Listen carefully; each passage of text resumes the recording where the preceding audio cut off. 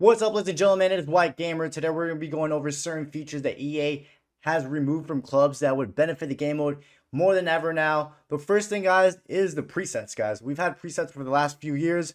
This is the first time in a couple years that we haven't had presets. So if you guys didn't know, presets allow you to have multiple builds for different positions or just the same positions just set up differently, guys. So this year you have to reset your archetype or your build every time you want to modify it, and it costs 5,000 coins, which I've already spent easily over 100,000 club coins resetting certain builds, specifically this one, the recycler, because I like to use the recycler in different positions. So I don't know why EA ever removed the preset option. I hope they bring it back so we can have at least 2 or 3 presets per archetype. It just makes it much easier because I know a lot of people like to use certain archetypes in different positions and not just 1 or 2 positions. So hopefully some point, hopefully in FC26, we get presets added back because it just makes it easier, and it's kind of pointless having to spend 5,000 club coins every time you want to reset. The next thing is, guys, drop-ins used to have specific positions. Back then, like back in FIFA 12, 13, 14, even 11, when you got into a drop-in game, guys, you were able to actually select the position you wanted. That would benefit this game mode now more than ever, guys, because, for example, if you're using the Marauder, which is mostly for fullback, you're not going to be put at fullback, guys. It is super, super rare for you to get put at fullback unless there's two other defenders with you in drop-ins. Another example is the creator. Most people use the creator at cam. They want to be put at cam. Most of the time, the game puts you at CM, and it puts the bot at cam. Rarely do you get put at cam. So that'll be a very good feature for EA to add back. For EA to add back in drop-ins, specifically picking your positions. Now they do gotta, if they do ever add that back, they do gotta improve it. Where, for example, if I'm using the recycler, I can only put that in 3 to 4 different positions, because back then people would just try to fight for the striker position. So if you're using, for example, the finisher, you're either gonna be allowed to select striker or winger. You guys know what I mean. But yeah, man, they need to definitely add that back more than ever now, especially with these archetypes that can be played at different position. The next thing is, guys, tournaments. We used to have tournaments in divisions. We don't have them anymore. I think the last one we had was in FIFA 19 or 20, or maybe even 21 was the last time we had tournaments. And it kind of sucks, guys.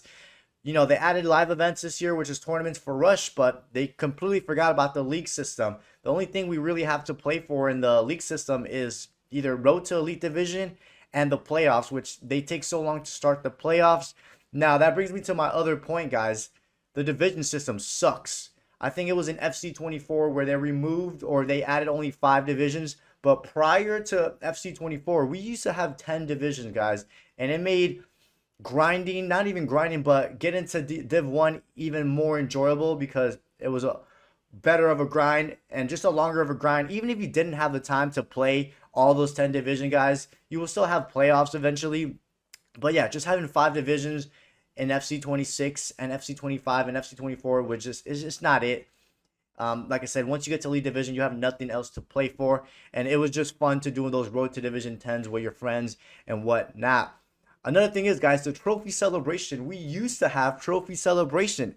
God knows why they removed the trophy celebration. It was just a cool moment when you and your friend won a certain division, whether it was Division 8, 6, 5, or 1, and you got to see your team celebrate. And it also gave it more life and a little bit more meaning to winning titles. Now when you win Division 4 or 3, you get promoted, it just doesn't feel, it feels no excitement, no sort of reward. Even when you get to Elite Division, it doesn't feel that great. Like it's missing that celebration at the end of the season when you got promoted to the next division, and it just gave it life.